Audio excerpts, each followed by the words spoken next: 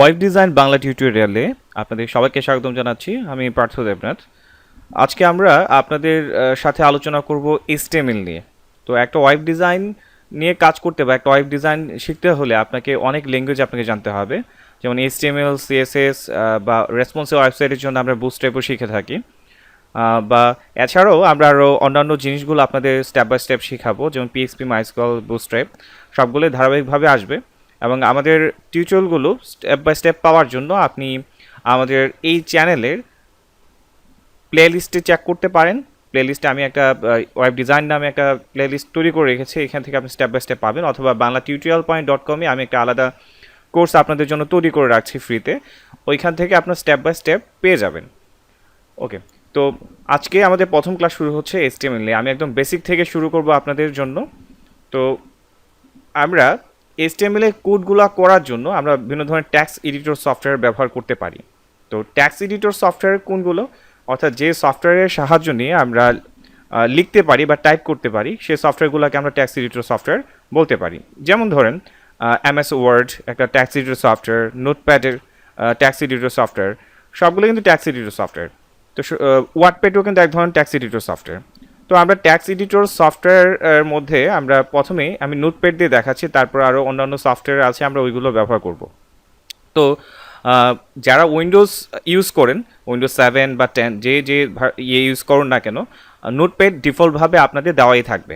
তো স্টার্ট আইকনে ক্লিক করে অল প্রোগ্রাম অ্যাক্সেসরিজে গিয়ে আপনি নোটপ্যাড পেতে পারেন, অথবা আপনি ডাইরেক্ট সার্চ যে অপশনটা আছে, সার্চে গিয়ে আপনি যদি নোট লিখেন, নোট বা নোটপ্যাড লিখলে আপনি নোটপ্যাডটা পেয়ে যাবেন। তো এই হচ্ছে নোটপ্যাড। তো নোটপ্যাডে হচ্ছে আমরা এখানে লিখতে পারতেছি, যেমন আমি এখানে লিখলাম HTML। এই যে আমি লিখতে পাচ্ছি, যে সফটওয়্যারের সাহায্যে আমি লিখছি সেটি হচ্ছে ট্যাক্স এডিটর সফটওয়্যার।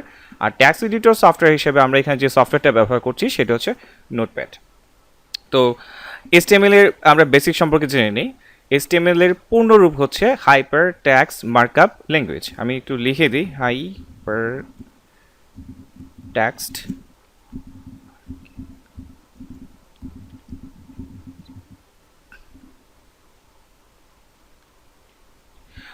HTML এর পূর্ণরূপ যেটা, সেটা আমরা দেখতে পাচ্ছি যে হাইপার টেক্সট মার্কআপ ল্যাঙ্গুয়েজ।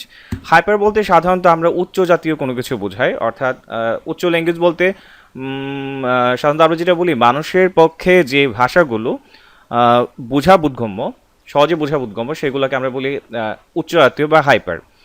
তো HTMLটা হচ্ছে মানুষের খুব সহজে বুঝতে পারে, এর জন্য এটা বলা হচ্ছে হাইপার বা উচ্চ জাতীয় একটা ল্যাঙ্গুয়েজ।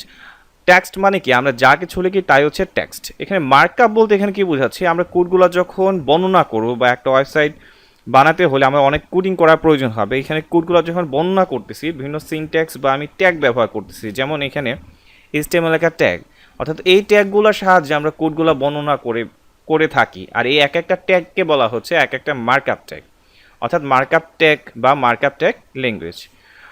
এর জন্য আমরা বলি যে মার্কআপ ট্যাগের সাহায্যে আমরা কোডগুলো বর্ণনা করে থাকি বিধায় এটাকে আমরা মার্কআপ ট্যাগ ল্যাঙ্গুয়েজে বলে থাকি। তাহলে এই গেল হচ্ছে HTML। এবং HTML যদি আমি আরেকটু বলি, HTML কিন্তু বিভিন্ন ধরনের ভার্সন আছে। তো একদম সবার প্রথম যে ভার্সনটা সেটা হচ্ছে HTML, এবং বর্তমানে যে আপডেট ভার্সনটা চলছে সেটা হচ্ছে HTML5। HTML5 নিয়ে আমি একটু পরেই আলোচনা করব। তো আজ আমি প্রথমেই আপনাদের শুরুতে একটু বেসিকটা আমি দিয়ে নিতে যাচ্ছি, যাতে আপনারা স্টার্টটা খুব ভালো করে করতে পারে এবং বেসমেন্টের জন্য আপনাদের খুব ভালো হয়। তো এই গেল HTML এর পূর্ণরূপ এবং HTML কি এগুলো সম্পর্কে।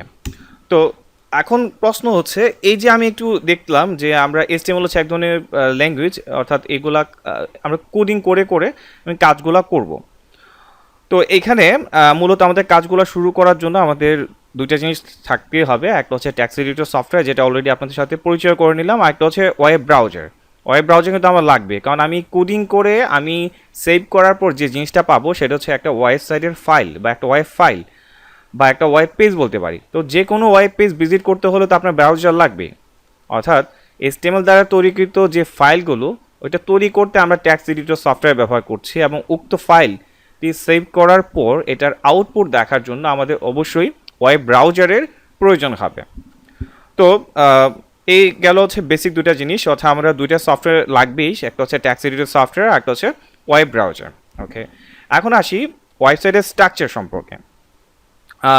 এখানে স্ট্রাকচার বলতে আমি যেটা বোঝাতে যাচ্ছি, আমরা মূলত এখন ইন্টারনাল স্ট্রাকচার নিয়ে কাজ করব। একটা ওয়েবসাইটের আমরা যখন কোনো একটা ওয়েবসাইট ভিজিট করি, সেটা আসলে ওয়েবসাইটের বাহ্যিকটা আমি দেখি, কিন্তু ইন্টারনাল বলতে কি আছে, একটা ওয়েবসাইটের ভিতর হচ্ছে অনেক কোড করা থাকে, এই কোডগুলো তো আমরা দেখতে পাচ্ছি না, এটা হচ্ছে ইন্টারনাল স্ট্রাকচার। তো আজকে যে ইন্টারনাল স্ট্রাকচারটা নিয়ে কথা বলছি আমি, সেটা হচ্ছে HTML নিয়ে। তো আমি অলরেডি বলে ফেলেছি, শুধুমাত্র HTML দিয়ে যে টোটাল ওয়েবসাইট তৈরি করা হয় তা না, একটা ওয়েবসাইটের স্ট্রাকচারাল ল্যাঙ্গুয়েজ হিসাবে তৈরি করা হচ্ছে HTML হিসাবে, অর্থাৎ প্রধান ল্যাঙ্গুয়েজ হিসাবে HTML থাকবেই। এটাকে আরও সৌন্দর্য বর্ধন বা বিভিন্ন ধরনের আরও ফাংশনালিটি বৃদ্ধি করার জন্য আমরা আরও অন্যান্য ল্যাঙ্গুয়েজ ব্যবহার করব, কিন্তু স্ট্রাকচারাল ল্যাঙ্গুয়েজ হিসাবে আমরা HTML আমাদেরকে ব্যবহার করতে হবে, বা সব প্রোগ্রামারই ওয়েবসাইট তৈরি করতে স্ট্রাকচারাল ল্যাঙ্গুয়েজ হিসাবে HTML ব্যবহার করবে। তো একটা ওয়েবসাইটের স্ট্রাকচারটা আমি যদি দেখি, তো সহজে মনে রাখার জন্য স্ট্রাকচারটা আমরা এভাবে মনে রাখবো। প্রথমে স্ট্রাকচারটা HTML দিয়ে শুরু হবে। তো এখানে একটু বলে রাখা ভালো, এখানে আমরা এই যে গ্রেটার দেন লেস দেন সিম্বলগুলো, এগুলোকে আমরা বলছি সিনট্যাক্স, আর HTML যেটা এটা হচ্ছে ট্যাগ। তার মানে আমরা যেটা বলতেছি, এই HTMLটা হচ্ছে একটা ট্যাগ, আর গ্রেটার দেন লেস দেনগুলোকে আমরা বলতেছি একটা সিম্বল। ওকে, তো আমরা স্ট্রাকচার নিয়ে কথা বলতে যাচ্ছিলাম। স্ট্রাকচারটা তৈরি করতে প্রথমে আমাদের শুরু করতে হবে HTML সেকশন দ্বারা। তো HTML শুরু, আমরা এখন HTMLটাকে শেষ করে দিচ্ছি। তো শেষ করার জন্য আমরা এখানে স্ল্যাশ ইউজ করছি, এই স্ল্যাশের মাধ্যমে আমরা এটাকে শেষ বোঝাচ্ছি, এবং অনেকে এটাকে আবার ওপেন ট্যাগ ক্লোজ ট্যাগও বলে থাকে। তো আমরা প্রথম সেকশনে দেখলাম যেটা, সেটা হচ্ছে HTML শুরু, HTML শেষ করে দিলাম। ঠিক এর ভিতরে আমরা যে সেকশনটা নিয়ে কাজ করব, সেটা হচ্ছে মনে রাখার সুবিধাতে আমরা বলতেছি, এটা এইভাবে মনে রাখবো যে আমরা যেহেতু HTML নিয়ে কাজ করতেছি, HTML শুরু, HTML শেষ। ঠিক এর ভিতরে আমরা যেমন একটা মানুষের স্ট্রাকচার কি আছে, প্রথমে মাথা, তারপর তার বডি, তারপর হাত পা, এরকম। তো একটা ওয়েবসাইটের প্রথম স্ট্রাকচারটা হচ্ছে HTML দিয়ে শুরু হয়, আর এই HTML সেকশনটার ভিতরে যে অংশটা থাকে সেটা হচ্ছে মাথা। তো মাথা ইংরেজি কি? মাথা ইংরেজি হচ্ছে হ্যাড, আমরা লিখছি হ্যাড। তো কীভাবে আমরা কি করব, যে মাথা শুরু, মাথাটা আমরা এখানে শেষ করে দিচ্ছি। ওকে, তাহলে মানুষের মাথার পরে কি থাকছে? বডি। তাহলে ঠিক মাথার পরে আমরা এখানে দিয়ে দিচ্ছি হচ্ছে বডি ট্যাগ। ওকে, তার মানে একইভাবে আমরা কি করব, যে বডি ট্যাগ শুরু, বডি ট্যাগ শেষ। ওকে, এখন ওয়েবসাইটের যাবতীয় যত কিছু আছে, অর্থাৎ আমরা যা যা আউটপুটে দেখতে চাই, সবগুলো থাকবে হচ্ছে এই বডি সেকশনের ভিতরে। যেমন আমি আউটপুটে একটা লেখা দেখতে যাচ্ছি, সেটা হচ্ছে welcome, welcome to my website.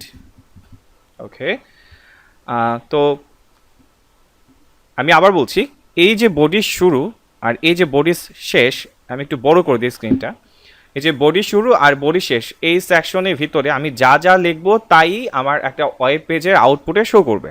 Okay, তো যে কোনো আউটপুট দেখতে হলে আমাকে তো সেভ করতে হবে। তো সেভ করার যে নিয়ম, সেটা হচ্ছে সেভ করার জন্য আমরা যাব হচ্ছে ফাইল থেকে সেভ।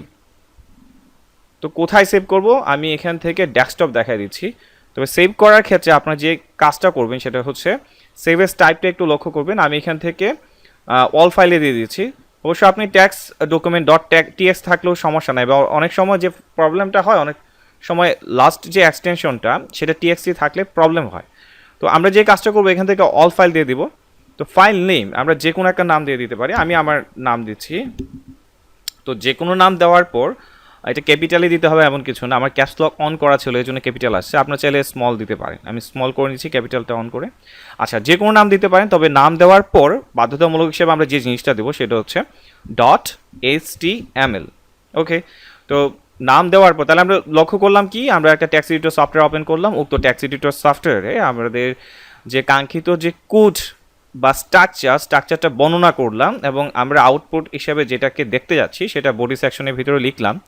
দেন ফাইল থেকে সেভে ক্লিক করলাম, এবং সেভ করার জন্য ফাইলের একটা নাম আর হচ্ছে ফাইল ফরম্যাট দিয়ে দেন হচ্ছে আমরা এখানে সেভ করে দিচ্ছি। তো আমি এটাকে আপাতত মিনিমাইজ করে দিলাম। আমি পার্থ নামে একটা ফাইল সেভ করেছিলাম, যেটা হচ্ছে আমি এখানে দেখতে পাচ্ছি। ওকে, তাহলে আমরা যদি বলি যে এই যে আমার কাছে এখন দুইটা জিনিস আছে, এই যে কোডগুলা, এগুলাকে বলছি হচ্ছে সোর্স কোড, আর সোর্স কোডটা সেভ করার পর আমরা যে জিনিসটাকে দেখতে পাচ্ছি সেটা হচ্ছে সোর্স ফাইল। অর্থাৎ সোর্স কোড আমি বর্ণনা করলাম। আর আচ্ছা, এখন আমি চাচ্ছি এই যে সোর্স কোডটা বর্ণনা করার পর, সেভ করার পর আমি যে সোর্স ফাইলটা পেয়েছি, এখন যদি আমি এখানে ডাবল ক্লিক করি, তো এটা হচ্ছে একটা ব্রাউজারের আইকন। তো এখানে দেখাচ্ছে, কি দেখাচ্ছে, ওয়েলকাম টু মাই ওয়েবসাইট। আমরা যদি খেয়াল করি, আমি এইখানে বডি সেকশনে লিখেছিলাম ওয়েলকাম টু মাই ওয়েবসাইট, তো এর জন্য আমাকে এখানে ওয়েলকাম টু মাই ওয়েবসাইট দেখাচ্ছে। এখন আমি এই আবার ব্যাক করবো এই জায়গায়, এর আগে কিছু কথা বলিনি। আমার এইখানে ব্রাউজার আইকনটা একরকম দেখাচ্ছে, আপনার কম্পিউটারে ঠিক এরকম নাও দেখাতে পারে। কারোর গুগল ক্রোম আইকন দেখাতে পারে, অপেরা মিনি দেখাতে পারে, বা ইন্টারনেট এক্সপ্লোরার ব্রাউজারের আইকন দেখাতে পারে। অর্থাৎ যার যার যে কম্পিউটারে আপনারা যে ব্রাউজার ডিফল্টভাবে সেট করা থাকবে সেই ব্রাউজারের আইকন দেখাবে। তো আমার যেহেতু আমার কম্পিউটারে এই ব্রাউজার আইকন দেওয়া আছে ডিফল্টভাবে, এর জন্য এটা শো করছে, এটা কোনো ম্যাটার না। যে কোনো ব্রাউজারই আইকন দেখাতে পারে। এখানে ডাবল ক্লিক করে আপনি আউটপুটটা দেখতে পারবেন। ওকে, আমি ব্রাউজারটা আবার ওপেন করলাম, আউটপুট হিসাবে এটাই আছে। ওকে, তো এই যে ওয়েলকাম টু মাই ওয়েবসাইট এবং টোটাল স্ক্রিন, এই যে এইখান থেকে শুরু করে এই যে এইখান পর্যন্ত টোটালটাই হচ্ছে বডি সেকশন। আর উপরে দেখেন পার্থ.html নামে যে অংশটা আছে সেটাকে বলা হয় টাইটেলের অংশ। যেমন আমি যখন ফেসবুকে ঢুকতে চাই তখন কিন্তু একটা লেখা আসে বা একটা টেক্সট আউটপুটে দেখাচ্ছে, ঠিক এই অংশটা দেখাবে আপনাকে ওয়েলকাম টু ফেসবুক, এরকম দেখাতে পারে। তো এই টাইটেল অংশে যদি আপনি কোনো কিছু দিতে চান, আমি এটা মিস করে আসছি ইচ্ছা করি, যেহেতু আপনার স্ট্রাকচারটা মুখস্থ করতে যেন সুবিধা হয়। আমি একটু যদি আবার ভাগ করে ফেলি স্ট্রাকচারটা মনে রাখার সুবিধার্থে, আমরা কি করছিলাম যে HTML শুরু, HTML শেষ, তারপরে হচ্ছে মাথা শুরু, আমরা করেছিলাম হচ্ছে মাথা শেষ, এবং বডি শুরু, কীভাবে আমরা এখান থেকে বডিটাকে শেষ করে দিলাম।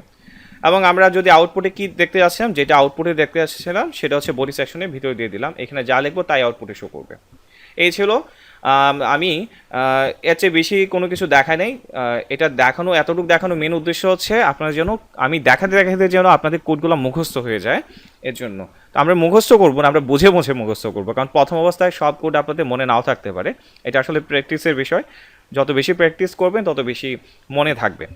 ওকে, এখন আমি যেটা দেখাতে যাচ্ছিলাম সেটা হচ্ছে টাইটেল। এই টাইটেল অংশে যদি আমি কোনো কিছু দেখাতে চাই তখন আমি কি করব?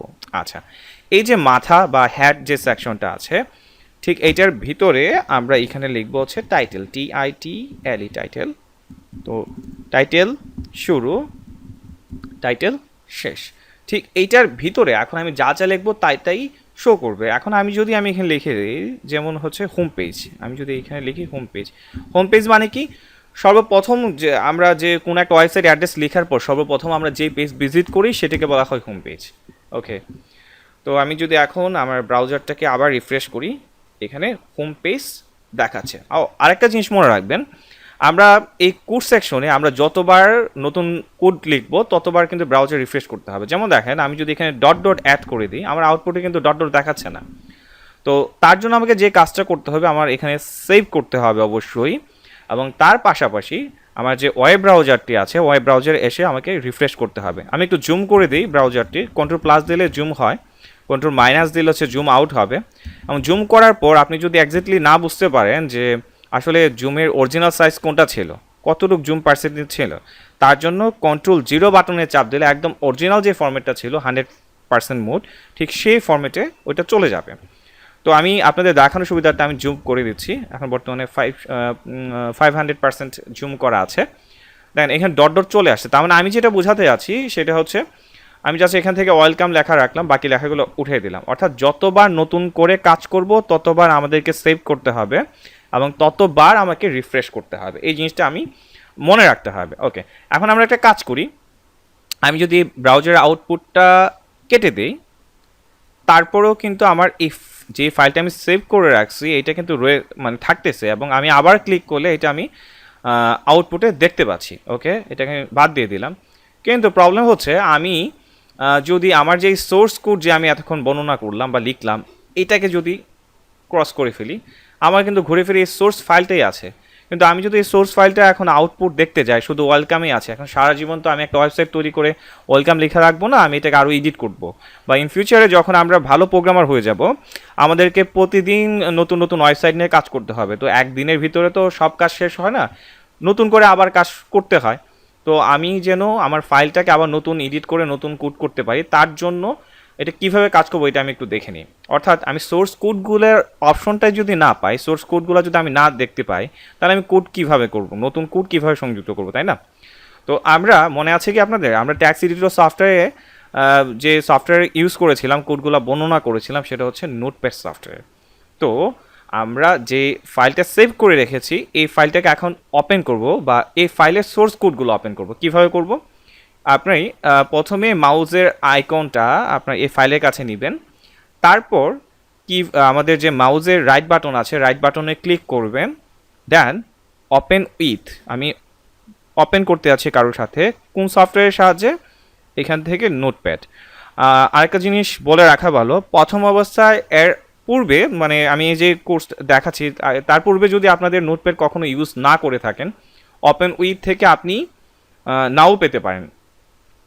তো বা অনেক সময় হতে পারে এখন রিসেন্টলি আপনি এই ব্রাউজারতে দেখাতে আছেন, কিন্তু আপনি অন করতে আছেন বা আউটপুটটা দেখতে আছেন হচ্ছে গুগল ক্রোমের সাহায্যে, বা মজিলা ফায়ারফক্সের সাহায্যে, বা ওপেন মিনির সাহায্যে। তাহলে ওপেন উইথ, আমি যদি এখান থেকে এই যে অপেরা ইন্টারনেট ব্রাউজারে ক্লিক করে দিই, তাহলে এই ফাইলের আউটপুটটা এই ব্রাউজারের সাহায্যে দেখাবে। তো আমি এখন চাচ্ছি কোডগুলো দেখার জন্য, আমি যদি নোটপ্যাডে ক্লিক করি, ডাইরেক্ট নোটপ্যাডে আমার এই কোডগুলো দেখাবে।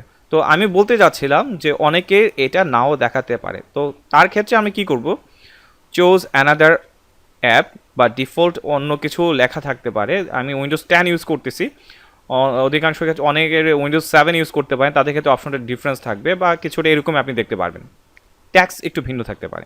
তো এখান থেকে আমি চোজ অ্যানাদার অ্যাপ ক্লিক করছি, এখান থেকে আমি নোটপ্যাডটা সিলেক্ট করে আমি যদি এখানে টিক চিহ্ন দিয়ে দিই যে always use the app to open, তখন দেখবেন যে বারবার শুধু এটা দিয়ে ওপেন হচ্ছে। ঠিক আছে, তো আমি আপাতত যেহেতু আমার সব কিছু সেটিং করা আছে, আমি আর এটা চাচ্ছি না।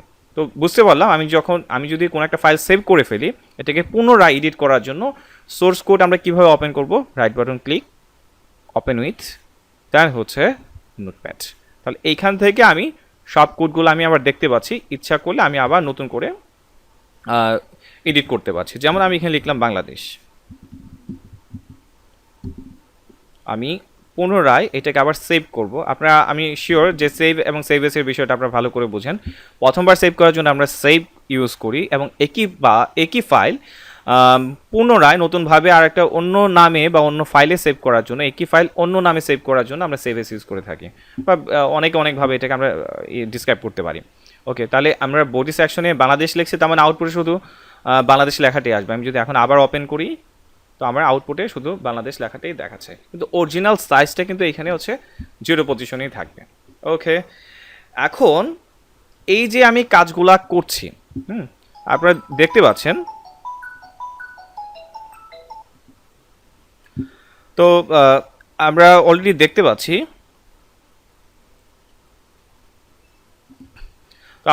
দেখতে পাচ্ছি, যে এখানে কোডগুলো আমাদের লিখতে হচ্ছে। এখন কোডগুলো লিখতে হচ্ছে বলতে কি, আমরা ইচ্ছা করলে এত বারবার কোড না করে কোডিংটাকে আমরা একটু সহজ করে ফেলতে পারি। এবং আমি কিন্তু শুধুমাত্র HTML নিয়ে আলোচনা করলাম, আপডেট ভার্সন নিয়ে এখন পর্যন্ত কোনো কিছু আলোচনা করে নাই। তো আমি একটা জিনিস আগে থেকে বলে রাখি, তো একদম আপডেট ভার্সন HTML5 নিয়ে যদি আমি হুট করে বোঝানো শুরু করি, অনেকে বুঝতে একটু সমস্যা হতে পারে। তো প্রথম অবস্থায় আমি দুইটা মিক্সড করে বোঝাবো, পরবর্তীতে আমি সবগুলোকে ভেঙে ভেঙে বুঝিয়ে দেবো, এটা হচ্ছে HTML এর কোড, এটা হচ্ছে HTML5 এর কোড। ঠিক আছে, তো এখন আমরা একই কাজ আমরা একটা ভিন্ন সফটওয়্যার দিয়ে ইউজ করব, যে সফটওয়্যারটা আপনাকে কোডিং করতে আরও ভালোভাবে হেল্প করবে এবং সহজ করে দিবে আর কি বিষয়টা। ওকে, তো এখন আমরা ট্যাক্স এডিটর সফটওয়্যার হিসেবে, আমরা যেটাকে আইডি বলি, ভিজুয়াল স্টুডিও কোড নামে একটা সফটওয়্যার আছে। এইটার ডাউনলোড লিঙ্কটা আমি ভিডিও ডিসক্রিপশনে দিয়ে দেবো, এখান থেকে আপনারা ডাউনলোড করে নিতে পারবেন। টোটাল ফ্রি একটা সফটওয়্যার, তো ওইখান থেকে আপনি ডাউনলোড করে ইউজ করতে পারেন। শুধু HTML না, আপনি অন্যান্য যে ল্যাঙ্গুয়েজগুলো আছে, পাইথন, C++, অন্যান্য ল্যাঙ্গুয়েজগুলো আপনি এখান থেকে ইউজ করতে পারবেন। তো আমি ডাউনলোড করে সময় নষ্ট করতে আছি না, তো আপনার ডাউনলোড করতে হয় কীভাবে এটা আমি জানি, আপনারা জানেন, তো কষ্ট করে একটু নিয়ে নেবেন। তারপর যদি কোনো প্রবলেম থাকে বা কোনো প্রবলেম ফেস করেন, ভিডিও কমেন্ট সেকশনে অবশ্যই জানিয়ে দেবেন। যাদের আমার ভিডিও চ্যানেলটি সাবস্ক্রাইব করেন, অবশ্যই সাবস্ক্রাইব করে নেবেন। আর যে কোনো প্রশ্ন থাকলে এবং যে কোনো কোড বুঝতে সমস্যা হলে আমাদের কমেন্ট সেকশনে জানিয়ে দিতে পারেন, আমি যখনই ফ্রি থাকি তখনই আপনার প্রশ্নের আনসারগুলো দিয়ে দেবো। আমার একটা ফেসবুক গ্রুপও আছে, আমি গ্রুপের লিঙ্কটিও আপনাদের ভিডিও ডিসক্রিপশনে দিয়ে দিব।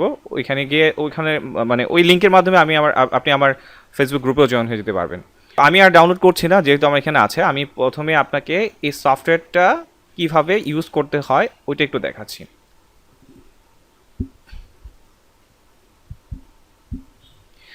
এই ভিজুয়াল স্টুডিও কোডটি আমি চাইলে প্রথমে দেখে ফেলতে পারতাম, বাট আমি পূর্বের অপশনগুলো একটু ভালো করে দেখে আসলাম নোটপ্যাডের মাধ্যমে। তবে আমি একটা কথা বলে রাখি, যেহেতু আপনারা ভিডিও দেখছেন, ভিডিও দেখে আসলে আপনাদের মনে হবে যে আপনারা পারেন, তো আমি সাজেশন করব যে এই পর্যন্ত আমি যা দেখিয়েছি ঠিক সেম টু সেম আপনারা ট্রাই করেন বাসায়, নিজে নিজে কম্পিউটার প্র্যাকটিস করেন। প্র্যাকটিস করার পর দেন যদি পারেন, দেন এখন থেকে যে অপশনটা শুরু হচ্ছে এইটা ট্রাই করেন, সবচেয়ে ভালো হবে। নাহলে দেখবেন আপনাদের বেসমেন্টটা ভালো হবে না। ওকে, তো শুরু করতে আছি। প্রথম অবস্থায় সফটওয়্যারটা ওপেন করার পর আপনাকে এই ধরনের ইন্টারফেস দেখাবে। তারপর হচ্ছে আমরা ফাইল থেকে নিউ ফাইলে ক্লিক করব, একদম ব্ল্যাঙ্ক একটা পেজ দেখাবে। তো আমরা এইখান থেকে যে কাজটা করব, এই সফটওয়্যারটা ব্যবহার করে যে মেন উদ্দেশ্যটা, ওইটার ফেসিলিটি আপনাকে পেতে হলে আপনাকে প্রথমে যে ফাইলটা আমরা ওপেন করেছি, ফাইল থেকে নিউ ফাইল, এটাকে আগে সেভ করতে হবে। তারপরে আপনার ম্যাজিক বা মজার যে বিষয়টা ওটা বুঝতে পারবেন। তো আমরা প্রথমে ফাইল থেকে সেভে যাচ্ছি। কোথায় সেভ করব? ডেস্কটপে সেভ করব। তো এইখান থেকে আবার আগের মতো আমরা ফাইল, আমি আগে পাঠ্য নামে সেভ করে রেখেছিলাম, তো এখন কি নামে সেভ করা যায়? ওকে, এখন আমি দিচ্ছি হচ্ছে পাঠ্য 2 নামে দিচ্ছি, পাঠ্য 2 নামে দিচ্ছি। তো যে কোনো নাম দিতে পারি। আমরা জানি যে নামের পর অবশ্যই কী দিতে হয়, .html নামে সেভ করে নিতে হয়। তো সেভ করে নিলাম, এবং আমরা যদি খেয়াল করি ডেস্কটপে এই নামে ফাইল আসছে কিনা, হ্যাঁ এই নামে ফাইল অলরেডি আসছে। এবং এইটা ওপেন করলে আমাদের কিছু দেখাবে না, আমরা জানি কেন দেখাবে না, কারণ আমি বডি সেকশনে কোনো কিছু লিখি না, এবং এমনকি আমি এখন পর্যন্ত কোনো স্ট্রাকচারই লিখি নাই, তাই না? তাহলে তো দেখানোর কোনো প্রশ্নই পড়ে না। ওকে, আপাতত এটা মিনিমাইজ করে রাখি। আমরা যদি আবার কোডে যাই, তো এখন আমি আবার বলছি, ফাইল থেকে নিউ ফাইলে যাবেন, তারপরে যে আমরা ফাইলটাকে সেভ করে নেব প্রথমে। এখন মজার বিষয়টা একটু দেখি। আমরা HTML লিখলাম। তো আমি বলছিলাম আপনাদের যে HTML এবং HTML5 এর পার্থক্য হচ্ছে ভাষাগত পার্থক্য। তো HTML5 এর আমরা একটু আগে HTML এর স্ট্রাকচার নিয়ে আপনাদের সাথে আলোচনা করেছি। এখন আমরা HTML5 এর স্ট্রাকচার নিয়ে আলোচনা করব, এবং একই সাথে এই সফটওয়্যারটার বিশেষ সুবিধাটাও আপনাদের বুঝাবো। এখন অলরেডি আমার এখানে দেখেন নীল রঙের যে আইকনটা, HTML, HTML5 and HTML example option আছে। আমরা সিলেক্ট অবস্থায় আছে প্রথমটা। তো আপনি ইচ্ছা করলে আপনি ডাইরেক্ট সেকেন্ড অপশনটা HTML5 নিয়ে, যেহেতু আমরা এখন কাজ শুরু করব, HTML5-এ ক্লিক করতে পারেন। অথবা আপনি চাইলে কিবোর্ডের যে up and down and left and right যাওয়ার যে অপশনগুলো, আমি আপ অ্যান্ড ডাউন অর্থাৎ ডাউন অ্যারো বাটন চেপে আমি নিচে আসতাম। তারপর কিবোর্ডের যে ট্যাব নামে যে বাটনটি আছে, ওইখানে আপনি যদি চাপ মানে ট্যাব বাটনটা যদি চাপ দেন, তাহলে টোটাল কোডটা চলে আসবে। এই যে দেখেন এতগুলা যে কোড, এই কোডগুলো কিন্তু আমি লিখি নাই। আমি আবার দেখাচ্ছি কিভাবে আসলো। এসটি বা HTML লিখলে এই অপশনগুলো আপনাকে শো করবে। দেন হচ্ছে আমি ট্যাব বাটনে চাপবো, দেন স্ট্রাকচারটা চলে আসবে। তো দেখেন আমরা যে স্ট্রাকচারটা দেখেছিলাম বেসিক আগের স্ট্রাকচারটা, এই স্ট্রাকচারটার অনেকটাই মিল আছে। যেমন HTML শুরু, বাট এখানে ডক টাইপ আছে, আমি একটু পরে আলোচনা করতেছি। HTML পরে ছিল হ্যাড শুরু, হ্যাড শেষ। হ্যাডের ভিতরে আমরা ইউজ করছিলাম টাইটেল, বাট এখানে ম্যাটা নামে দুটা জিনিস চলে আসছে। দেন হচ্ছে বডি অ্যান্ড বডি শুরু, বডি শেষ, আগের মতোই, বাট এখানে এক্সট্রা কিছু জিনিস চলে আসছে। ওকে, এখন ডক টাইপ জিনিসটা কি আমরা একটু আপনাদের সাথে আলোচনা করব।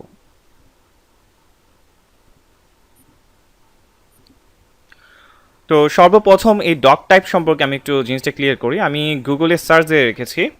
তো ডক টাইপ HTML এ আমাকে যে সাজেস্ট করে যেটা বোঝাচ্ছে যে ডক টাইপটাকে আমি ভালো করে বোঝাচ্ছি, এটা আসলে ডক টাইপটা আসলে কোনো ট্যাগ না।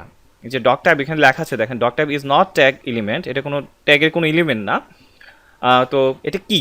এটা জাস্ট আমাদের যে ওয়েব ব্রাউজার আছে, ওই ওয়েব ব্রাউজারকে সে জাস্ট ইনফর্ম করে যে আমার এখানে যে কোডিং করা আছে, এই কোডিংয়ের ভার্সনটা HTML5 এর, অর্থাৎ ডক টাইপটা শুধুমাত্র ইউজ করা হয় HTML5 এর ক্ষেত্রে, এবং সে ব্রাউজারকে এখানে লেখা আছে দেখেন, use to inform the browser about the version, অর্থাৎ ব্রাউজারকে ইনফর্ম করে যে কোন ভার্সনের কোড আমরা ইউজ করছি। তার মানে ডক টাইপটা কোন ভার্সনের জন্য ইউজ করা হয়, নর্মাল HTML নাকি HTML5 এর ক্ষেত্রে, HTML5 এর ক্ষেত্রে।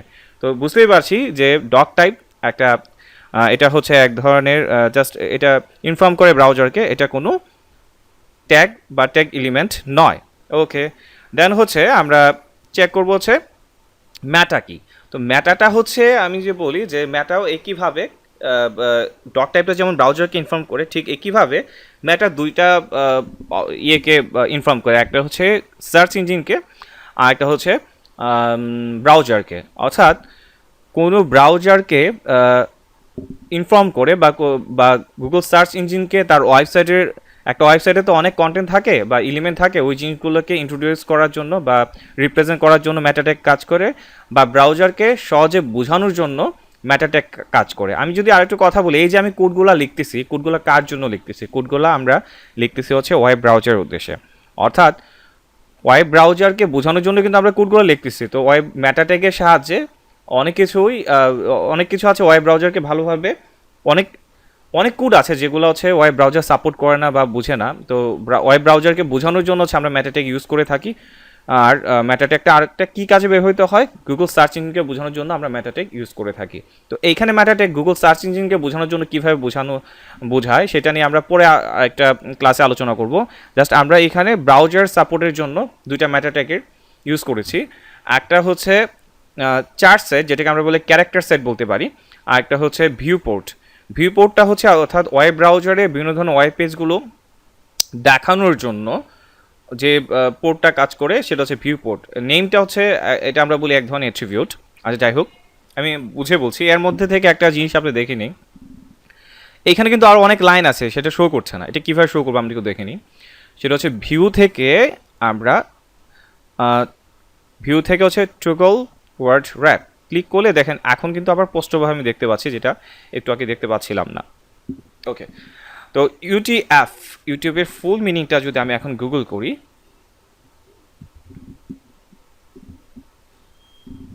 ওকে ইউটিউব মিনিং, এইভাবে আপনার গুগল করে করে আপনার অনেক কিছু শিখতে পারবেন চাইলে। ওকে, এটা হচ্ছে ইউনিকোড ট্রান্সফরমেশন ফরম্যাট। অর্থাৎ আমরা জানি বিভিন্ন ধরনের ওয়েব পেজে আপনি ইউনিকোড ফরম্যাট ছাড়া কিন্তু সাপোর্ট করবে না। যেমন অভ্র কিন্তু ইউনিকোড ফরম্যাটে লেখা যায়। তো অনেকে আগে আমরা যখন কাজ করতাম, যেমন বিজয় দিয়ে আমি যখন টাইপ করে ফেসবুকে আপলোড করতাম, এখন জানি না বর্তমানে আপডেট কি, তো তখন যখন আপডেট করতাম তখন ডট ডট ডট বা ঘর ঘর আকারে বক্স আকারে চলে আসতো, বাংলা লেখাটা ভালো করে আমরা আউটপুটে দেখতে পারতাম না। এটা মেইন প্রবলেম ছিল, ইউনিকোড ফরম্যাটে ছিল না। অর্থাৎ একটা ওয়েব পেজে আউটপুটের যে ট্যাক্সগুলো, এটা অবশ্যই ইউনিকোড ফরম্যাটে হতে হয়, নাহলে ওইটা শো করে না। তো আপনি যে কোনো ট্যাক্সই লিখেন না কেন উইদাউট ইউনিকোড, বা যে কোনো চাইনিজ ল্যাঙ্গুয়েজ, হিন্দি ল্যাঙ্গুয়েজ, ওই ফরম্যাটগুলো যদি আমরা সাপোর্ট নাও করে, হ্যাঁ, ওইগুলো যদি সাপোর্টেড নাও হয়ে থাকে, আমরা যদি এই ম্যাটাটেক ক্যারেক্টার সেট, চার সেট মানে CHAR মানে ক্যারেক্টারকে শর্ট করে এখানে চার বোঝানো হচ্ছে, সেটিংকে সেট বোঝানো হচ্ছে, চার সেট UTF এর পূর্ণরূপ অলরেডি আমরা পেয়ে গেলাম যে ইউনিকোড ট্রান্সফরমেশন ফরম্যাট। অর্থাৎ এটা 8 দিয়ে, এটা একটা আমরা এটা এক ধরনের ভাষণের মতো আপনি ধরে নিতে পারেন। তো এইটা হচ্ছে এক ধরনের ফরম্যাট, যে ফরম্যাটের সাহায্যে বিভিন্ন ধরনের ট্যাগগুলোকে ইউনিকোড করে নিতে পারি আমরা। তো এইটা আসলে এই যে কাজটা করে নিচ্ছে, এই যে ফরম্যাটটা রূপান্তর করে নিচ্ছে বা বিভিন্ন ধরনের ট্যাক্সটাকে কনভার্ট করে যে ইউনিকোডে রূপান্তর করছে, এটা কার জন্য করছে? সেটা মূলত ব্রাউজারকে বোঝানোর জন্য করে দিচ্ছে। কারণ ব্রাউজার যদি ভালো করে না বুঝে তাহলে তো আউটপুটটা আমরা ভালো করে দেখতে পারবো না। অর্থাৎ ব্রাউজার যদি ভালো করে বুঝে তাহলে সে আমাদেরকে ভালোভাবে দেখাবে, এর জন্য হচ্ছে এই ফরম্যাটটা। ওকে, দেন হচ্ছে নেক্সট আমরা আলোচনা করছি ভিউ পোর্ট। অর্থাৎ আমরা যে ব্রাউজারে যে আউটপুটটা দেখি, সেই আউটপুটটাকে আমরা বলতেছি ভিউ পোর্ট। এখানে লেখা আছে কন্টেন্ট। তো কন্টেন্ট এটাও একটা অ্যাট্রিবিউট। এই অ্যাট্রিবিউটের সাহায্যে আমরা এখানে ডিক্লারেশন করছি বা ভ্যালু দিচ্ছি ওয়াইড। অর্থাৎ যে ভিউ পোর্ট অর্থাৎ ব্রাউজারের যে আউটপুটের যে ওয়াইডটা হবে, প্রস্থটা হবে, সেটা হবে ডিভাইস ওয়াইড। অর্থাৎ আমি যে কোনো ডিভাইস ইউজ করি না কেন, যদি মোবাইল ইউজ করি, মোবাইল ফোনের যে ওয়াইড, সেই ওয়াইড অনুসারেই আসবে। আমি যদি কম্পিউটার থেকে ইউজ করি বা ট্যাব থেকে ইউজ করি, যে ডিভাইসে ইউজ করি না কেন ওই ডিভাইসের আকৃতি অনুসারে আমার এটা শো করবে। এবং এখানে আমি যদি দেখি স্কেল এখানে 1.0 দেওয়া আছে, 1.0 মানে হচ্ছে 100%, 2.0 মানে হচ্ছে 200%। আমরা একটু আগে বলেছিলাম যে আমি যখন কন্ট্রোল প্লাসে চাপ দিই সেটা জুম হয়। এখন বর্তমানে 110% আছে, 125% আছে, 150% আছে, এভাবে কিন্তু জুম হচ্ছে। কিন্তু সর্বপ্রথম কিন্তু কন্ট্রোল 0 ছিল, মানে 100% ছিল। তো এই একটা ওয়েব পেজ যখন আপনার স্ক্রিনে শো করবে তখন সেটা কি ফরম্যাটে শো করবে ওই অপশনটাই আমরা এইখানে বর্ণনা করে দিচ্ছি যে 1.0 অর্থাৎ 100% জুম হয়ে আমাকে শো করবে, এর চাইতে কমও না বেশিও না। ওকে, টাইটেলের কাজটা আমরা জানি, টাইটেল কাজটা কি, যেমন আমি এখানে যা সার্চ দিচ্ছি এটা এখানে দেখাচ্ছে। বা আমি যদি W3 স্কুলে যাই, W3 স্কুলে আমি এটা নিয়ে একটু আলোচনা করবো আপনাদের সাথে। উপরে যে অংশটা দেখাচ্ছে যে W3 school online web tutorial, এটা হচ্ছে টাইটেল। তাহলে এই টাইটেলটা আমিও যদি এখানে এটা লিখে দিই যে W3 স্কুল, আমি যদি এখানে লিখে দিই, আমি একটা কাজ করি, কপি করলাম। আমি কি করছি এইখান থেকে এই যে টাইটেল যে অপশনটা ডক টাইপের, এইখানে যে টাইটেল যে অপশনটা আছে ওইখানে আমি এটা দিয়ে দিলাম। তো এটা ওয়েব অ্যাড্রেস আকারে চলে আসছে। তো আমি একটু মডিফাই করে নিচ্ছি, W3 school online web tutorial, আপাতত এটা দিচ্ছি। তো আমি এটা কিন্তু সেভ করে রেখেছিলাম, ব্রাউজারও কিন্তু ওপেন করা ছিল। বডি সেকশনে কিছু লিখি না, তার জন্য বডি দেখাচ্ছে না, কিন্তু টাইটেলের জন্য যেহেতু কোড লিখছি টাইটেল দেখানোর কথা। দেখেন টাইটেলে আমরা যা লিখেছি W3 school online web tutorial, এবং এটা কিন্তু এখানে তাই দেখাচ্ছে। ওকে, তাহলে টাইটেল অংশ শেষ। এখানে আনকমন কোডের মধ্যে আপনারা এখানে ডক টাইপ পেয়েছেন আর ল্যাঙ্গুয়েজ ইংলিশ দেওয়া আছে, আপনি এটা চাইলে চেঞ্জ করে দিতে পারেন, এটা না দিলেও কাজ করবে। ওকে, দেন হচ্ছে ম্যাটা নিয়ে আমরা আলোচনা করলাম। আর হচ্ছে এখান থেকে হচ্ছে বাকি জিনিসগুলো আপনারা জানেন, হ্যাশ শুরু হ্যাশ শেষ, বডি শুরু বডি শেষ। এখন এই যে আউটপুটে আপনাকে কিছু দেখাচ্ছে না, কেন দেখাচ্ছে না? কারণ আমরা বডির ভিতরে তো কিছু লিখি নাই। তো বডির ভিতরে দেখানোর জন্য আমরা যে কোড লিখবো, যেমন আমি লিখেছিলাম হচ্ছে বাংলাদেশ, সেভ করলাম, তাহলে আউটপুটে অবশ্যই বাংলাদেশ দেখাবে, কারণ আমি যেহেতু এখানে লিখেছি। এখন আমরা একটু আসি, আমরা বিভিন্ন ধরনের ট্যাক্স নিয়ে কাজ করব। এখানে লক্ষ্য করতে পারছি কোনো একটা লেখার সাইজ অনেক বড়, কোনো লেখার সাইজ একটু ছোট।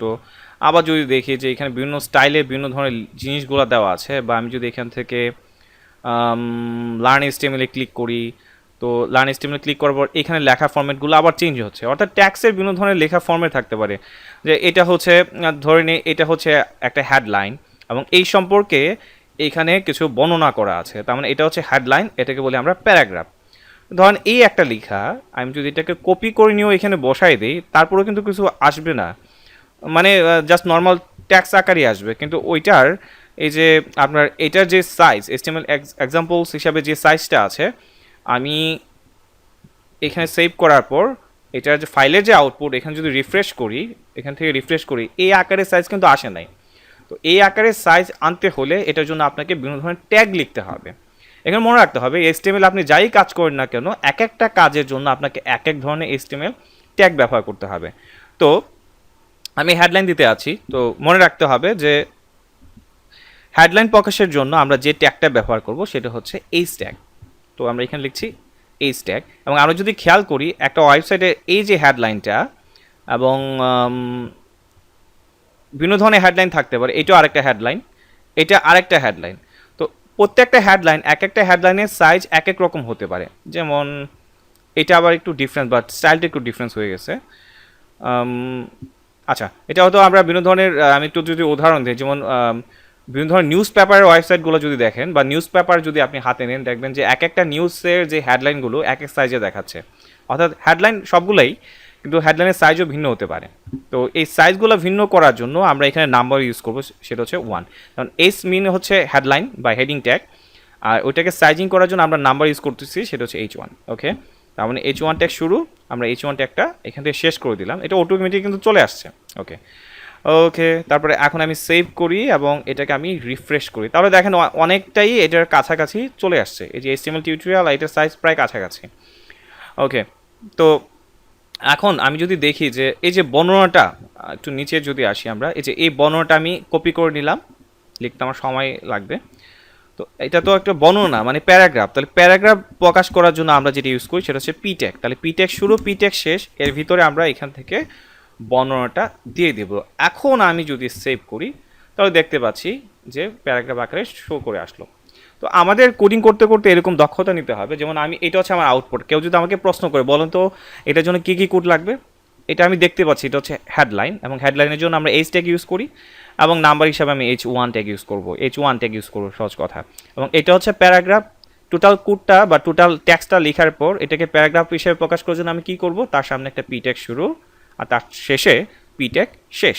ওকে, এখন এই যে আমি হেডলাইন ট্যাগটা ইউজ করলাম, এই হেডলাইন ট্যাগের আবার বিভিন্ন ধরনের ফরম্যাট, ওই যে বললাম যে এক একটা নিউজ পেপারে আমরা লক্ষ্য করি যে এক একটা হেডলাইনের সাইজ এক এক রকম হয়, ওইটা কীভাবে আমরা করব। ওকে, আমরা ঠিক এই যে H1টাকে আমি একটু কপি করে আনি, কপি করলাম এবং একটু নিচে আমরা H1, ওকে, তারপর আরও কয়েকটা আমরা দিতে পারি, 2 কপি করে পেস্ট করছি আমি, 3 4 5 and 6। আমি একটু এগুলো একটু চেঞ্জ করে দিই, যে নাম্বারগুলো আমি একটু চেঞ্জ করে দিচ্ছি, 2 2, ওকে, 3 অ্যান্ড এখানে দিলাম 4, এখানে দিলাম হচ্ছে 5 অ্যান্ড এখানে দিলাম হচ্ছে 6। ওকে, সেভ করলাম এবং আমি ব্রাউজার থেকে এটাকে রিফ্রেশ করলাম। তাহলে আমি দেখতে পাচ্ছি যে এইটা হচ্ছে H1 ট্যাগের সাহায্যে, এবং সবার নিচে যেটা সেটা হচ্ছে H6 এর সাহায্যে। ওকে, তার মানে আমরা লক্ষ্য করতে পারছি যে হেডিং ট্যাগ যে আমরা ইউজ করলাম সেটা হচ্ছে H1 থেকে H6 পর্যন্ত আমরা এটাকে ব্যবহার করতে পারছি। ওকে, এখন প্রশ্ন হচ্ছে তাহলে কি আমরা H7 8 H9 এরকম ইউজ করতে পারবো না? হ্যাঁ পারবো, তবে কিন্তু এটা কোনো স্ট্যান্ডার্ড ফরম্যাট না।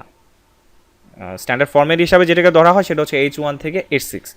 তাহলে আমরা বুঝে গেলাম যে হেডলাইন হিসাবে আমরা যেটা ইউজ করবো সেটা হচ্ছে H1 থেকে H6। তো আমরা এখন পর্যন্ত যে জিনিসগুলো খেয়াল করলাম সেটা হচ্ছে হেডলাইন অ্যান্ড প্যারাগ্রাফ কীভাবে ইউজ করতে হয় এটা আমরা দেখে গেলাম। ওকে, এখন আমরা একটু কাজ করি, সেটা হচ্ছে তো এখন আমরা একটু দেখি আর কি কি দেখা যায়। আমি এখান থেকে এগুলো আপনার প্র্যাকটিস করবেন, যখন সময় হবে জিনিসগুলো একটু প্র্যাকটিস করে নেবেন। আমার প্রথম প্র্যাকটিসটা শেষ করার পরেই কিন্তু আমি বলছি যে এই অ্যাপ্লিকেশনটাকে ব্যবহার করে বা এই সফটওয়্যারটা ব্যবহার করে এইটা প্র্যাকটিস করবেন। তো আমার ভিডিওটা কমপ্লিট করে নেই, একটা ক্লাস ভিডিও কমপ্লিট করে দেন হচ্ছে বাকি জিনিসগুলো নিয়ে আমরা এখন আলোচনা করব। আমাদের ভিডিওটা একটু লং হয়ে যাচ্ছে, আমি চেষ্টা করছি তাড়াতাড়ি শেষ করে দেওয়ার জন্য। ওকে, নেক্সট আমরা যে বিষয়টা নিয়ে আলোচনা করছি, আমি লেখাগুলাকে সেন্টার পজিশনে কীভাবে আনবো, তাই তো? ওকে, আমি এখন রিফ্রেশ করি, আমার অনেক কিছু চেঞ্জ হয়ে গেছে কিন্তু, কারণ আমি থেকে অনেক কোড উঠাই দিছি। ওকে, সেন্টারে আনার জন্য আমরা অনেক টেকনিকে করা যায়, অ্যাট্রিবিউট ব্যবহার করে সেন্টার করা যায়, বাট আমি এখন সেন্টার ট্যাগ ব্যবহার করে ইউজ করতেছি। এটা নর্মাল একটা HTML এর কোড মাত্র, HTML5 করে না, সাপোর্ট করে না। আচ্ছা, আমি সেন্টার লিখছি, সেন্টার। ওকে, সেন্টার ট্যাগ শুরু, সেন্টার ট্যাগ শেষ, এটা কিন্তু অটোমেটিক দিয়ে গেছে। আচ্ছা যাই হোক, আমি এটা একটু কাট করে, আচ্ছা আমরা একটা জিনিস খেয়াল করি যে আমি এটা শুরু করলাম, শেষ করব না, তাহলে কি হয়? আমি এখান থেকে যা দেখতেছি সবগুলা শুরু এবং শেষ আছে, H1 শুরু, H1 শেষ, পি ট্যাগ শুরু, পি ট্যাগ শেষ, বা সেন্টার ট্যাগ আমি ইউজ করেছি কিন্তু এখন মধ্যে কিন্তু শেষ করি নাই। আচ্ছা, এটা শেষ করব কিভাবে সেটা আমরা একটু দেখে নিই। আচ্ছা, শেষ যদি না করি তাহলে কি হয় একটু দেখি, আউটপুট আসবে কিনা সেটা আপনাদের কাছে প্রশ্ন রয়ে গেল, কি আউটপুট আসবে? ওকে, আমরা একটু দেখে নিই। আমি একটু ব্রাউজারটা যদি একটু রিফ্রেশ করি, হ্যাঁ কাজ করছে সেন্টার। তাহলে আমরা করি কেন, যে কি বলে এটাকে, যে শুরু এবং শেষ কেন করছি, প্রশ্ন এখন আসতে পারে এটা, যে কেন আমরা শুরু এবং শেষ করছি। ওকে, তাহলে আমরা যদি একটু খেয়াল করি, একটা কাজ করলাম যে এই যে সেন্টার, যে আমরা শুরু করছি, শেষ কিন্তু করি নাই। ওকে, সেন্টার ট্যাগটা আমরা এখানে শেষ করলাম H1 এর পরে। এখন দেখি যে আসলে যে এই যে ইন দিস, এটা কিন্তু মাঝখানে আসছে, তাই না? এটা কিন্তু এইখানে নাই। আচ্ছা, এখন যদি আমি রিফ্রেশ করি তাহলে কিন্তু আর মাঝখানে নাই, প্যারাগ্রাফটা কিন্তু এখানে চলে আসলো। আগে কিন্তু পূর্বে কিন্তু সবগুলাই আপনার সেন্টার পজিশনে ছিল, বাট এখন কিন্তু প্যারাগ্রাফটা সেন্টার পজিশনে নাই। কারণ হচ্ছে এই HTML আগে আমি সেন্টার ট্যাগ শুরু করেছি এবং এক্সাম্পলসের পরেই আমি সেন্টার ট্যাগটা শেষ করে দিয়েছি, যার ফলে সে শুধু এই প্রথম H1 ট্যাগটাকে সেন্টার রাখছে, বাকিগুলো কিন্তু রাখে নাই। কিন্তু পূর্বে যখন আমি সেন্টার ট্যাগটা উঠিয়ে দিয়েছিলাম তখন কিন্তু আপনার সবগুলোই সেন্টার পজিশনে ছিল। অর্থাৎ এর মেইন রিজনটা হচ্ছে আমরা এই জন্যই আমরা সবগুলা শুরু শেষ করি, যে এই যে আমি এখানে সেন্টার শুরু করেছি শেষ করি না, তার মানে এই যে H1 এর আগ থেকে সে সেন্টার পজিশন যে শুরু করলো, তারপরে সে যাকে পাবে তাকেই সেন্টার পজিশন নিয়ে আসবে। অর্থাৎ এর জন্যই আমরা সবগুলা শুরু এবং শেষ আমাদেরকে করতে হয়। তো আশা করি বুঝতে পারছেন যে কিভাবে সেন্টার টুক শুরু এবং সেন্টার টেক আমরা শেষ করতে পারি। ওকে, আর বেসিক কিছু কোড আজকে দেখে আমরা ক্লাস শেষ করে দিব। তো আমরা এখন আসি, আমরা চাচ্ছি এই যে HTML এক্সাম্পল এটাকে আন্ডারলাইন করতে যাচ্ছি। তো আন্ডারলাইন শুরু করবে থেকে HTML, এখানে জাস্ট আপনি মনে রাখবেন, জাস্ট আপনার কোড আপনার শুধু জানা যে এস এর কাজ কি বা H1 এর কাজ হচ্ছে হেডলাইন হিসেবে প্রকাশ করার জন্য, পিটেকের কাজ কি প্যারাগ্রাফের জন্য। ঠিক একইভাবে আমি আন্ডারলাইন করতে যাচ্ছি, তো আন্ডারলাইনের জন্য কোন ট্যাগ ইউজ করা হয়?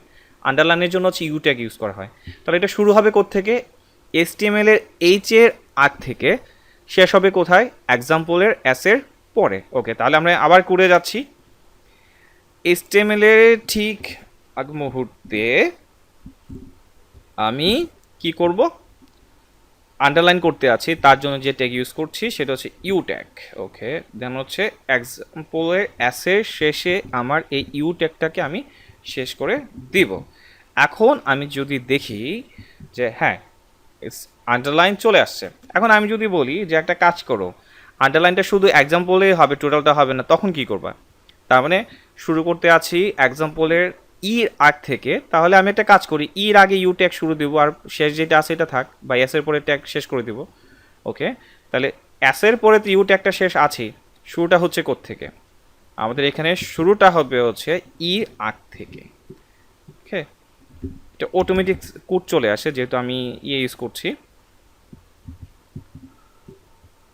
আমরা এখান থেকে একটা ট্যাগ উঠিয়ে দিচ্ছি, হচ্ছে ইউ ট্যাগ শুরু, ইউ ট্যাগ শেষ, আমরা এখান থেকে উঠিয়ে দিলাম। ওকে, এখন যদি আমি সেভ করি তাহলে এক্সাম্পল দিয়ে এখানে আছে। তো আমি চাচ্ছি না, জাস্ট এটা বোঝানোর সুবিধার জন্য আমি দিলাম। তো আমি চাচ্ছি এটা থেকে শুরু হবে, এটা শুরু হবে HTML এর পূর্বে থেকে আর শেষ হবে কোথায়। এটা ঝামেলা করছে আসলে, এই শুরু শেষটা আসতেছে কেন? কারণ আমি যে সফটওয়্যারটা ইউজ করছি এটা তো অটো সাজেস্ট করে, এর জন্য এটা চলে আসতেছে বারবার। ওকে, তাহলে আন্ডারলাইন কীভাবে করতে হয় এটা আমরা বুঝে গেলাম। এখন আসি ইটালিক ট্যাগ। আমি কোনো একটা ট্যাগকে যদি ইটালিক করতে চাই তাহলে কিভাবে ইটালিক করব? ওকে, ইতালিক একইভাবে ধরেন আমি এই টোটাল লেখাটাকে ইতালিক স্টাইল করতে আছি, আমি একটু জুম করে দিই তাহলে আপনার বুঝতে সুবিধা হবে অনেকটাই। তো একইভাবে ইতালিকের জন্য আবার কি করতে হবে? আমি যতবার কাজ করব ততবার কিন্তু ট্যাগ, ইতালিক জন্য কোন ট্যাগ ইউজ করা হয়? I tag. ওকে, তাহলে আই ট্যাগ শুরু, এখান থেকে আমরা আবার কি করব যে আই ট্যাগটাকে আমরা এখান থেকে শেষ করে দেব। আই ট্যাগ শুরু, আই ট্যাগ শেষ। ওকে, দেন আমি যদি আবার রিফ্রেশ করি, এখন দেখেন বর্তমান যে ডিজাইনটা আছে, দেন একটা ট্যাক্স ফরম্যাটে বিভিন্ন ধরনের স্টাইল হতে পারে, ইতালিক, এরিয়াল, বাট কিছু কিছু ইয়ের জন্য নির্দিষ্ট কিছু ট্যাগ রেডি করা আছে, যেমন ইতালিক স্টাইল করার জন্য আই ট্যাগ, বাট বাকি যে স্টাইলগুলো আপনি ইচ্ছা করলে করতে পারবেন, ওটার জন্য আলাদা অ্যাট্রিবিউট ইউজ করতে হয় ট্যাগের জন্য। এটা আমি দেখাই দেবো পরবর্তী টিউটোরিয়ালগুলোতে আপনারা পাবেন। তো আমি যদি এখন রিফ্রেশ করি তাহলে দেখতে পাচ্ছি লেখার ইয়েটা চেঞ্জ হয়ে গেছে, স্টাইলটা চেঞ্জ হয়ে গেছে। ওকে, তাহলে দেখতে পারলাম যে কীভাবে। তো একইভাবে এখন আমি যদি HTML লেখাটাকে ইতালিক স্টাইল করতে চাই তাহলে এইচ এর আগে আই ট্যাগ শুরু, এল এর পরে আই ট্যাগ শেষ, একইভাবে আমি ইউজ করব। আচ্ছা, এখন আমি একটু দেখি, দেখেন HTML এক্সাম্পলস লেখাটা কিন্তু হাইলাইট হয়ে আছে, এই হাইলাইটটাকে আমরা বলি বোল্ড করা। যেমন আমি যদি চাই, ধরেন এখান থেকে HTML টিউটোরিয়াল, আমি এই লেখাটাকে বোল্ড করতে আছি, এরকম গাঢ়ভাবে ফুটে তুলতে আছি, ওটা কীভাবে করব? তো এটাকে বলা হয় বোল্ড করা। তো বোল্ডটা শুরু হবে থেকে HTML এর আগ থেকে, শেষ হবে টিউটোরিয়ালসে এল এর পরে। ওকে, তাহলে আমি করে যাচ্ছি প্যারাগ্রাফের এখানে HTML এর আগ থেকে বোল্ডটা শুরু হবে, তাহলে আবার ট্যাগ এখান থেকে কি করতে আছে? বোল্ডের জন্য কি হবে? বি ট্যাগ, এবং এল এর ঠিক শেষে আমরা বি ট্যাগটাকে এখান থেকে শেষ করে দিচ্ছি, এবং আমি আমার পেজটাকে আবার রিফ্রেশ করছি, তাহলে দেখতে পাচ্ছি এখানে এটা বোল্ড আকারে হয়ে গিয়েছে। তো কীভাবে বোল্ড করতে হয় এটাও আমরা এখন শিখে ফেললাম। তো এখন আমরা আসি, এই যে টোটাল প্যারাগ্রাফটা আমরা এখানে লিখলাম, আমি চাচ্ছি যে টিউটোরিয়াল পর্যন্ত একটা লাইন থাকবে, বাকি লেখাগুলো নিচে নিচে চলে আসবে। তো MS ওয়ার্ডে কিন্তু আমরা কি করতাম যে এই পর্যন্ত তো চাচ্ছি, আমি ইন্টারের চাপ দিলে নিচে চলে আসতো, আমি এখান থেকে সেভ করছি, এবং আমি যদি ব্রাউজার রিফ্রেশ করি ব্রাউজার আউটপুট কিন্তু নিচে আসে নাই। ওকে, তার মানে এটা এইভাবে কাজ করবে না। অর্থাৎ এইখানে আপনি কোড এক লাইনে লিখেন আর নিচে নিচে লেখেন, এটা কোনো ফ্যাক্ট না। নিচে নিচে আসার জন্য আপনাকে আবার কোডই লিখতে হবে। তো এইখানে নিচে নিচে আসার জন্য বা ব্লক লেভেল এলিমেন্টগুলোকে নিচে নিচে করার জন্য, ব্লক লেভেল এলিমেন্টকে আমি নেক্সট টিউটোরিয়ালগুলোতে আপনাকে দেখাবো, আইডিয়াটা ক্লিয়ার করবো। এখন এটাতে আলোচনা করলে এটা আরেকটু লং হয়ে যাবে। তো নিচে নিচে করার জন্য আমরা একটা ট্যাগ ইউজ করবো, সেটা হচ্ছে বিআর ট্যাগ, যেটাকে বলা হয় সিঙ্গেল ট্যাগ। সিঙ্গেল ট্যাগ কেন বলছি, যেমন দেখেন একটু আগে আমরা যতগুলা ট্যাগ ইউজ করছি সবগুলা শুরু এবং শেষ আছে, কিন্তু বিআর ট্যাগ যেটা আছে এটা কিন্তু শুরু শেষ নাই, অর্থাৎ এটা এর জন্য এটাকে বলা হচ্ছে সিঙ্গেল ট্যাগ। তো সিঙ্গেল ট্যাগগুলা অনেকে অনেকভাবে ইউজ করে। আপনি এটাকে এভাবে ইউজ করতে পারেন, স্ল্যাশ দিতে পারেন, না দিলেও কাজ করবে। অথবা এটা সিঙ্গেল ট্যাগ বোঝানোর জন্য অনেকে শেষে স্ল্যাশ দেয়, অর্থাৎ সবগুলো তো সামনের দিকে স্ল্যাশ দেয়, বাট এটা শেষে দিয়ে এটা একটু ইউনিকভাবে রিপ্রেজেন্ট করে যে এটা হচ্ছে সিঙ্গেল ট্যাগ। বাট এইখানে আপনি যদি এটা নাও দেন তারপরেও কাজ করবে। আমি সেভ করে আমি যদি এখন আউটপুটটা খেয়াল করি, এই যে এখন কিন্তু ইন দিস HTML টিউটোরিয়াল একটা লাইন, তারপরে বাকি লাইনগুলো চলে আসলো। এখন আপনি যে কোনো লাইনকে বিআর ট্যাগটা ইউজ করে আপনি লাইনগুলোকে ভাঙতে পারবেন। তো আজকে আমরা আরেকটা জিনিস দেখব যে ব্যাকগ্রাউন্ডটা কিভাবে কালার করতে হয়। তো আমরা আপাতত এখন ব্যাকগ্রাউন্ড কালার যেটা দেখতে পাচ্ছি সেটা হচ্ছে হোয়াইট ব্যাকগ্রাউন্ড কালার। তো আমরা ব্যাকগ্রাউন্ড কালারটা চেঞ্জ করব। তো ব্যাকগ্রাউন্ড কালারটা আমি কীভাবে চেঞ্জ করবো, তাহলে একটা জিনিস খেয়াল করেন, এই টোটাল যে যা আমরা দেখতে পাচ্ছি সবগুলো হচ্ছে বডি ট্যাগ এলিমেন্টের আওতাভুক্ত, অর্থাৎ বডির ভিতরে আমরা যা লিখেছি তাই কিন্তু আসছে। তার মানে বডির কালার করলে কিন্তু অলরেডি ব্যাকগ্রাউন্ড কালার চলে আসবে। তো বডি যে ট্যাগটা আছে, এই যে বডি ট্যাগের ভিতরে আমি একটা স্পেস দিয়ে এইখানে লিখব বিজি কালার। বিজি কালার মানে ব্যাকগ্রাউন্ড কালার। কালার বানামে এখানে একটু পার্থক্য আছে, অনেক আছে CLOUR ইউজ করেন, বা CLOUR এই বানামটাও সঠিক US ল্যাঙ্গুয়েজ হিসাবে। তো এইখান থেকে আমি কি কালার করতে আছে এটা এখানে লিখে দিলাম। যেমন আমি যদি এখন গ্রিন কালার করতে চাই, গ্রিন কালার স্পেসিফিক কিছু কালার আছে, গ্রিন, ব্লু, রেড, পিঙ্ক, এই কালারগুলো সাপোর্ট করবে। আর অন্যান্য যে কালার আছে এগুলা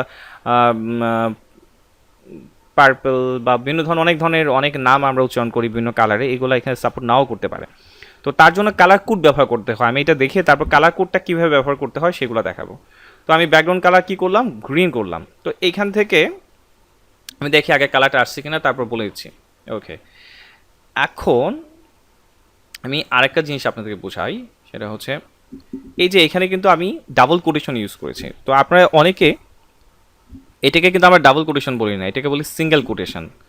তো অনেকে যে কাজ করে এভাবে সিঙ্গেল দিয়ে ডাবল বানায়, এটা কিন্তু কাজ করবে না।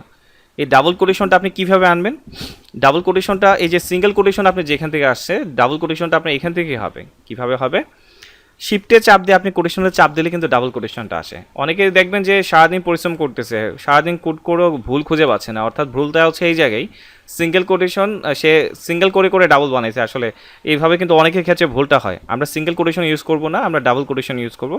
আর ডাবল কোটেশনটা শিফটে চাপ দিয়ে এটা আনতে হয়। ওকে, তো আমরা গ্রিন দেখলাম, গ্রিন হয়ে গেছে, রিফ্রেশ করলাম, গ্রিন হয়েছে। এখন কালার কিভাবে করব, আচ্ছা কালার কোড কীভাবে ব্যবহার করব। কালার কোড ব্যবহার করার জন্য আমি যদি গুগলে বা বিভিন্ন ধরনের সফটওয়্যার আছে, একটা সফটওয়্যার নাম বলছে কালার পিকার, আপনি অনলাইন থেকে পেয়ে যাবেন কালার পিকারটা, বা বিভিন্ন ধরনের অ্যাপ্লিকেশন আছে এটার জন্য ইউজ করতে পারেন। এখানে অনেক কালার আছে, আমি একটু চেঞ্জ করছি। এবং আপনাদের দেখার বিষয়টা হচ্ছে যে হ্যাক্স মানে হচ্ছে হেক্সাডেসিমাল, এইখানে ভ্যালুটা আপনার দেখা দরকার। তো আপনি এখানে একটু ভ্যালুটা খেয়াল করবেন। আমি যখনই কালারের ইয়েটা চেঞ্জ করছি এখানেও কিন্তু চেঞ্জ হচ্ছে, হ্যাঁ এইখানেও কিন্তু চেঞ্জ হচ্ছে। তো আমরা এখান থেকে যে কাজটা করব, আমরা ধরেন আমি এখান থেকে এই কালারটা চুজ করছি, এখানে আমাকে কিছু কালার প্রোভাইড করছে, এবং খেয়াল করেন কালারের আগে কিন্তু একটা হ্যাশ সিম্বল আছে। তো পার্থক্যটা হচ্ছে যখন কোনো কালারের নাম লিখবো তখন কোনো হ্যাশ হবে না, জাস্ট কালারের নাম হবে। আর যখন নাম্বার ইউজ করব তখন এই হ্যাশ সিম্বলটা আমাদেরকে ব্যবহার করতে হবে। তো আমি এই কালার কোডটা কপি করলাম, এবং এই যে গ্রিন যে লেখাটা আছে এটা উঠিয়ে দিয়ে ডাবল কোটেশনের ভিতরে আমি আর যে কপি করে যেটা আনছে এটা পেস্ট করে সেভ করে দিলাম। এবং আমি যদি রিফ্রেশ করে দেখি কাজ করছে কিনা, হ্যাঁ কাজ করছে। আগে এটা গ্রিন ছিল, বাট এখানে গ্রিন থেকে একটু ডিফারেন্স। তো এইভাবে আপনি যে কোনো কালার কোড ব্যবহার করতে পারেন। এই কালার কোডটা একটু ক্লিয়ার করি আপনাদের। এই কালার কোডটা আসলে তিনটা কালার সমন্বয়ে তৈরি করা হয়, যেটা বলা হয় রেড, গ্রিন, ব্লু। আপনারা যারা ইন্টারমিডিয়েটে আইসিটি নিয়ে পড়ালেখা করেছেন অর্থাৎ 2015 পর থেকে অনেক আইসিটি সাবজেক্টে পাইছে, তো এখানে নাম্বার সিস্টেম নিয়ে আলোচনা করছে, অক্টাল, হেক্সাডেসিমাল। আসলে বিজি কালার, এই যে ব্যাকগ্রাউন্ড কালার হিসেবে আমরা যেটা ব্যবহার করছি, এখানে হেক্সাডেসিমাল নাম্বার সিস্টেম ব্যবহার করা হচ্ছে।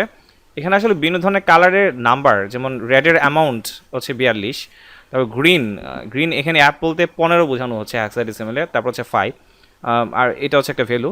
তারপর রেড কালারের ভ্যালু, গ্রিন কালারের ভ্যালু, আর এটা হচ্ছে ব্লু কালারের ভ্যালু। তো সবগুলা কালার আমরা এখানে একত্র করে দিয়ে একটা কালার উৎপাদন করছি, সেটা হচ্ছে যেটা আমরা আউটপুটে দেখতে পাচ্ছি। তার মানে এই যে ব্যাকগ্রাউন্ড কালার, আমরা তিনটা কালার সমন্বয় তৈরি করলাম, রেড, গ্রিন আর হচ্ছে ব্লু।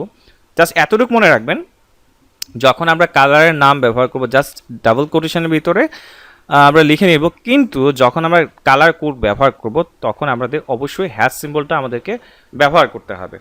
তো